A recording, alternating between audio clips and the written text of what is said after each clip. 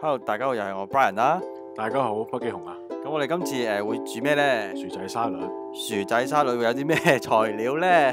第一樣嘢咧，牛油啦、薯仔啦、洋葱啦、蒜頭，跟住咧仲有少少嘅雞粉、沙律醬、黑椒，同埋一啲嘅 parsley， 同埋咧檸檬汁同埋油嘅。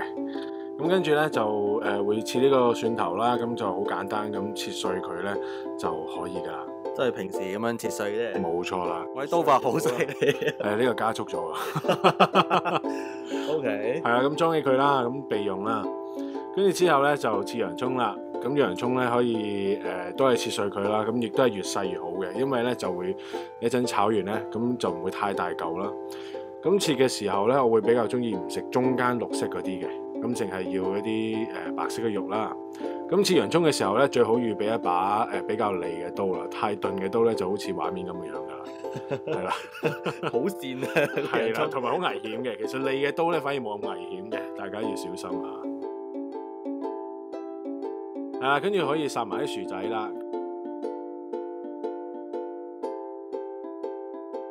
咁同一時間亦都係預備牛油啦。咁就可以炒埋嗰啲嘅蒜頭，同埋咧將啲洋葱加埋落去咧，就炒到佢咧大概軟身啦，同埋變色咧，咁就 OK 噶啦。好似而家咁樣炒到，冇錯啦，黃黃地色係嘛？冇錯啦，黃黃地色就得噶。咁咧薯仔咧 test 嘅方法咧就係將把刀啦插入去，咁你感覺到佢好 smooth 咁拎翻出嚟咧就 OK 噶啦。咁再挑翻起啲入邊嗰啲黑色嗰啲筋啊咁樣啦。之後咧就再切粗粒咧，咁就可以噶啦。咁我會比較中意食一啲比較爽身啲嘅薯仔啦，咁所以我會選擇有少少嘅爽口嘅。咁之後就可以整個汁啦，沙律醬啦，咁就大概2湯羹左右啦。咁咧我會比較中意加埋少少嘅橄欖油嘅，咁會令到個醬咧比較 smooth 嘅。跟住咧就攪勻佢先啦。咁因為咧要攪，即係將啲油咧打翻入嗰個沙律醬。冇錯啦，咁咧當搞到開始個樣咧開始 smooth 啦，開始幼身嘅時候咧，咁就可以再加入埋呢一個嘅檸檬汁。咁加完檸檬汁咧，同一時間亦都要咧不斷去攪，亦都係將啲檸檬汁咧攪翻入嗰個沙律醬入邊。唔搞就會走翻出嚟係嘛？唔搞咧就會變乳化啦，咁就升鮮啦。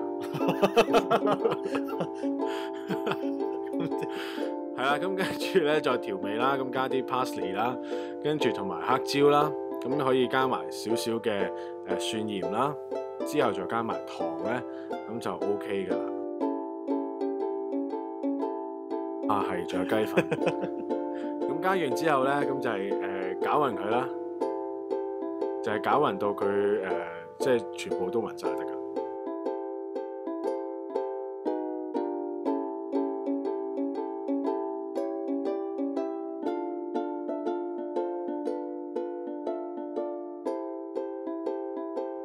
好，咁樣咧就將啲洋葱啦同埋薯仔咧都擺埋落個兜度啦，再將啲所有嘅醬啦，咁就慢慢撈勻佢，撈到咧佢大概所有醬咧都包實嗰啲薯仔咧就 OK 噶啦。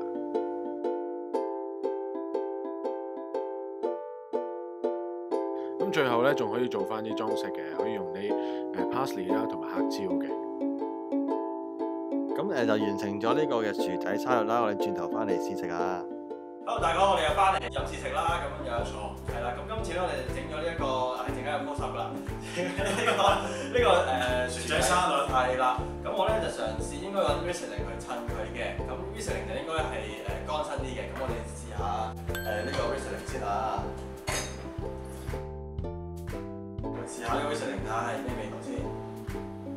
佢好香花味嘅，佢有一陣好強烈嘅檸檬 citrus 味，跟住之後有啲類似 mineral 嘅味道啦，跟住唔知鹹鹹地嘅，跟住就乾身嘅，唔甜嘅呢個咁樣，係啦。咁我哋可以試下呢個咯，好唔好啊？試下。係啦。咁呢個點樣整咧？我哋應該喺條片嘅之前有睇咯，係啦。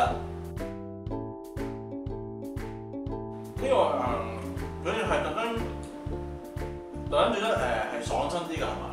冇錯，因為如果食薯仔沙律咧，我比較中意食爽身啲嘅。如果食好腍啲不如食薯蓉啦。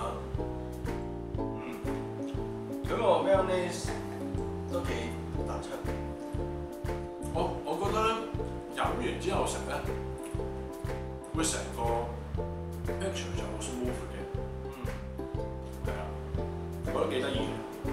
因為咧本身個酒咧會試到一啲鹹味啦，即係嗰啲 vino 味啦，同埋會比較酸嘅。咁但係我飲完支酒咧，一食個薯仔沙律嘅時候咧，就會覺得會中和咗有啲嘢。幾得意喎！我覺得嗰個鹹度係即係個酒嘅鹹度降低咗啲嘅。咁令到好似成支酒好似平衡翻咁樣咯。呢個都唔錯。係啦，咁我哋你大家都可以試整呢個薯仔沙律，因為非常之易整啦。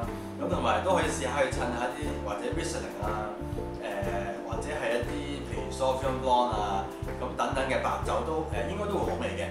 咁我哋下條片再見啦，拜拜。係啦，咁我哋今次就係將 Riesling 同埋呢個薯仔沙律襯啦，咁大家都可以翻去試下嘅。咁咧，如果咧你中意呢條片嘅話咧，就可以點個 like，亦都可以咧整個 subscribe 喺我哋個 page 度嘅。咁好啦，我哋下次再見咯喎，拜拜。